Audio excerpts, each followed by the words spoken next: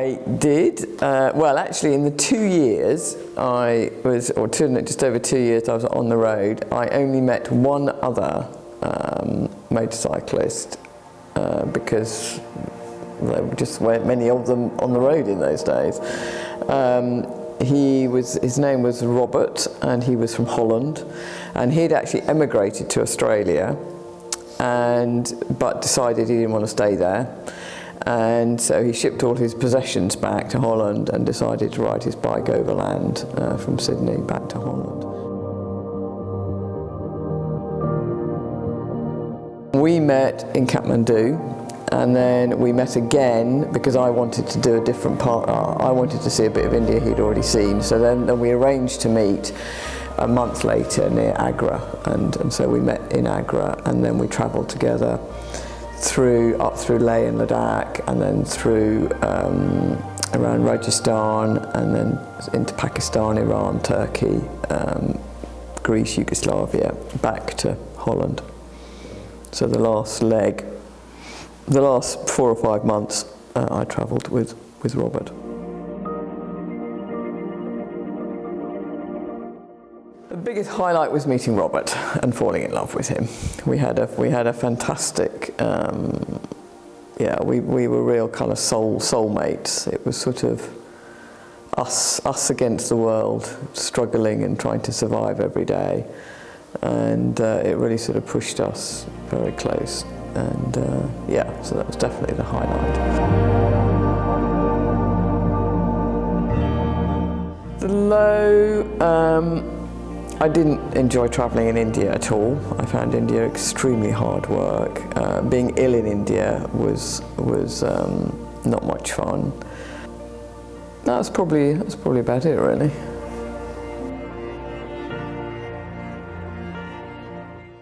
What would I do different? I'd take a newer bike with less mileage on to start with. I would take, I mean the bike gear I had to use in those days was pretty basic. I mean, I had a leather jacket, which is not ideal. I had a big bell dome helmet, which was incredibly noisy. I mean, now you know all of this gear and equipment is just leaps and so much better than the stuff I had to use. I mean, trousers, I just wore jeans. So I think, I would certainly, wear much better, more kind of protective clothing than only because it's available now and it wasn't available then. And a newer bike. Apart from that, it'd be nice to have left with some more money. Apart from that, I probably not a lot different, really.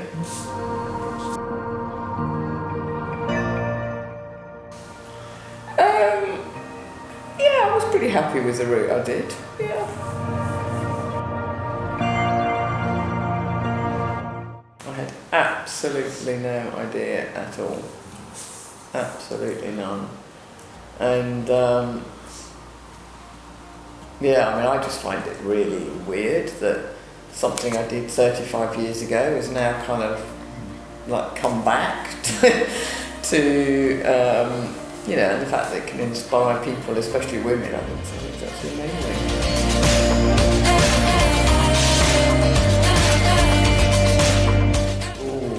I learned a lot about myself. I think it's this whole thing of pushing yourself to your absolute limits and really testing yourself. And I think you just know what you can cope with, and you know what you can deal with. And I think that's a very useful thing, because I think most people are actually a lot more capable than they think they are. Because it's this whole thing of taking yourself out of your comfort zone, which is not easy to do. It's a conscious decision you have to do to take yourself out of your comfort zone. But kind of once you've done that, and you learn that you can deal with any problem that gets thrown at you, because you have to, you don't have any choice, you have to deal with it. And once you've done it once, you think, actually that wasn't too difficult, and then you get the next problem and you think, actually I can do this, and then you get next, and then you realise actually there isn't a problem you can't deal with. And I think to have had that knowledge about myself at such a young age was, really has shaped my life, really. And everything else I've done, like buying the water tower, starting up my own business, it's just this whole thing of never taking no for an answer, never thinking there's a problem you can't deal with or can't solve. And I think if you have that attitude to life, and you have that attitude to what you take on and how you approach things in life, it sort of gives you this sort of feeling of being not quite invincible, that's not kind of quite the right word, but it just kind of gives you this inner strength and inner confidence that you can kind of do anything and take anything on. And I learned how to deal with all sorts of different people and situations and customs officials, and how you have to kind of sweet talk people round some way to sometimes to give you that stamp or give you the form or allow you through or get across a border. And you learn to that if there isn't the straightforward way of achieving something, you have to think of other ways. You have to think out of the box a bit and just approach things in from different ways. And I think that is quite a valuable skill in life, to be able to to always see things from, and it's been a huge help in my work. I mean, a lot of the projects I do in my work, I always end up with the most complicated projects, like really complex listed buildings with, where everybody says, no, you can't do that, you can't do this. And you just have to think of a different way to do it. And there's always a way. There is always a way, and I always believe that. There's always a way. And if you believe that, you'll always find it.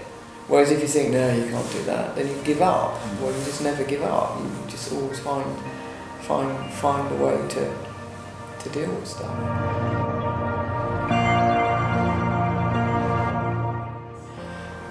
I think I wish I'd known. I wish I'd known a bit more about sort of illnesses and medical. I mean, although my parents were doctors and they kind of gave me as much medical advice as they could, I didn't really, I think if I'd been, I was pretty careful with what I ate and stuff, but I did get incredibly ill, and I think it would have been, and I never really knew what was wrong with me, I never really knew how to treat myself, so I think a bit more medical knowledge would be useful. I'd like to learn a lot more about bloody electrics on a motorbike. My electrical skills are still pretty rubbish. I'm fine with the engine. I can do the engine, I can strip that down, I understand all that. It's kind of nice moving parts, I get all that.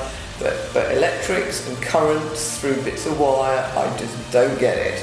It's not in my psyche, it's not in my brain to understand it. So I wish I knew more about the electrics on my bike. That's about it, really.